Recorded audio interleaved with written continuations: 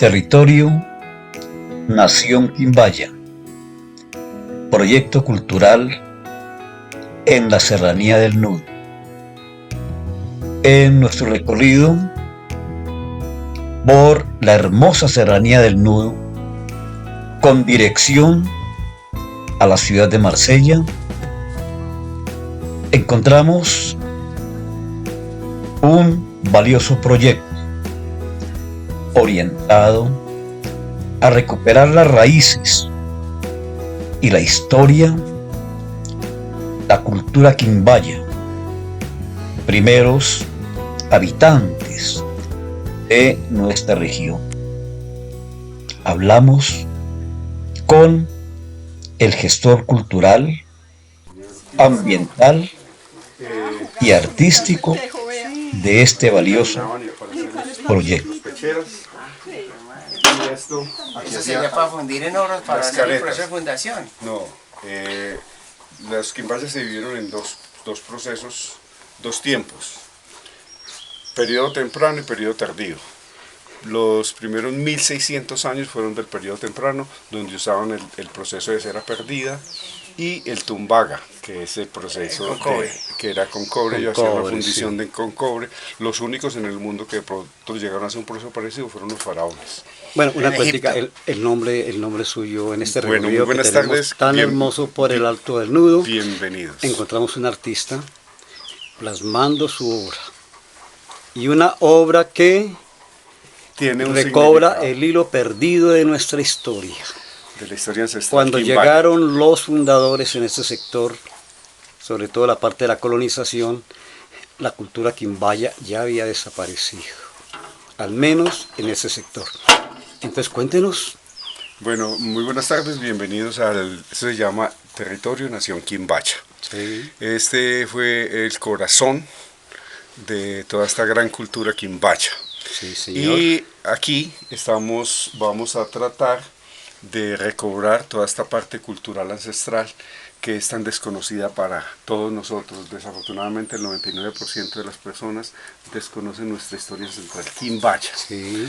Los quimbayas, para hacer de pronto un cuento muy corto, habitaron este territorio por más de 2000 años, no fue cualquier 50 ni 100 años, sino más de 2000 años, donde se dividieron en dos partes, que fue el periodo temprano, 1600 años, desaparecieron como todas las culturas mesoamericanas, por 200 años, y luego unieron una cultura, yo diría nueva, que es la segunda del periodo tardío de los quimbayas, con procesos diferentes y la cultura totalmente diferente.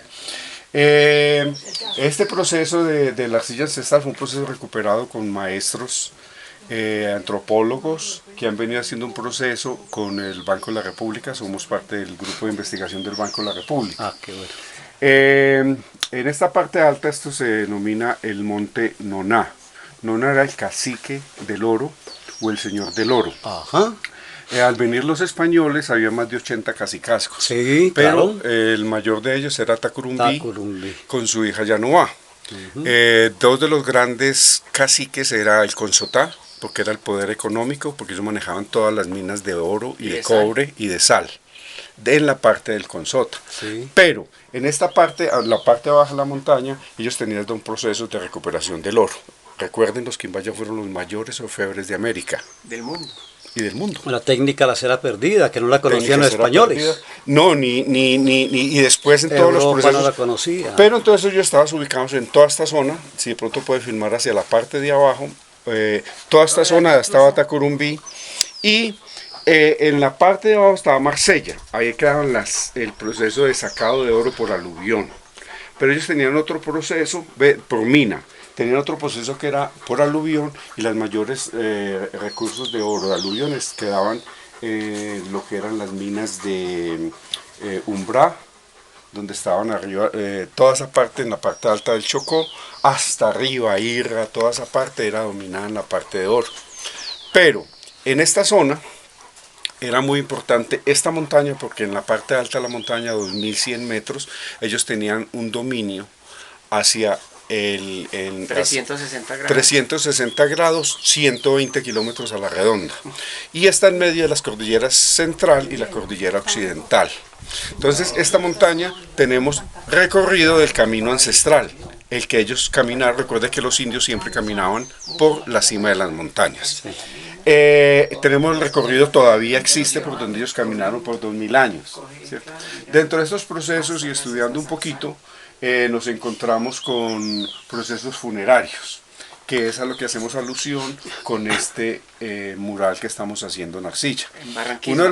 Uno de los procesos funerarios era, ellos ponían su cacique o su cacica en una tarima, y ellos lo llevaban a la parte alta de la montaña con un chamán, los indios que los iban a acompañar en su proceso del viaje eterno, y hacían un proceso que era muy bonito, que era de acuerdo al atardecer y al color del atardecer, mimetizaban el cuerpo con colores de arcilla y lo envolvían en una cinta especial tipo faraón, que se llamaba guatá.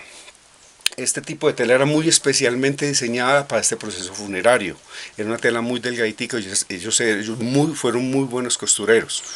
Recuerde que los 80 cacicazgos que encontraron los españoles, 60 eran cacicas, es decir, teníamos un mayor dominio de la mujer en el proceso, un matriarcado en el proceso de la cultura Y ancestral. los volantes de uso son muy comunes por aquí. Lo vemos en todas partes que encontramos. ¿No? Bueno, entonces le voy a contar primero este proceso de la parte funeraria. Después en la parte de atrás vamos a representar el atardecer con diferentes colores. Tenemos el sol, y vamos a mimetizar el cuerpo en la parrilla, ¿cierto? El proceso de la parrilla tenía también otro significado. Ellos desainaban el cuerpo. Desainar significa desangrar. Y porque los indios que iban a hacer el acompañamiento en su viaje ancestral, ellos se bebían la sangre. Entonces había uno que lo recolectaba, vemos aquí el otro que la bebe, y tenemos otra tercera persona, usualmente era una mujer, o dos, era la que hacían las ofrendas con todas sus cosas valiosas. Además de que ellos iban con todo puesto de arcilla, oro, pero todas las otras cosas, poporós, todas las ollas de arcilla, todo lo que encontraban, entonces esa era la ofrenda, ¿cierto? Cuando ellos lograban mimetizar el color del cuerpo con el atardecer, ya tenía el permiso de los dioses para iniciar su viaje, entonces ya los llevaban a donde lo iban a... Ellos no enterraban en tierra ni nada, son cavernas grandes donde inclusive los caciques o caciques iban sentados en la silla donde ellos, la mejor silla que tuvieron. Entonces era un proceso muy bonito fúnebre, pero todo iniciaba en el atardecer, que se hacía usualmente en esta parte alta de esta montaña. Entonces eso era el proceso fúnebre y eso es lo que estamos tratando de representar. Vivió aquí en Cartago 20 años. Y ahí empezó los libros de las rutas al Perú, los escribió aquí en Cartago. Cartago quedaba aquí en Pereira. Recuerden que Cartago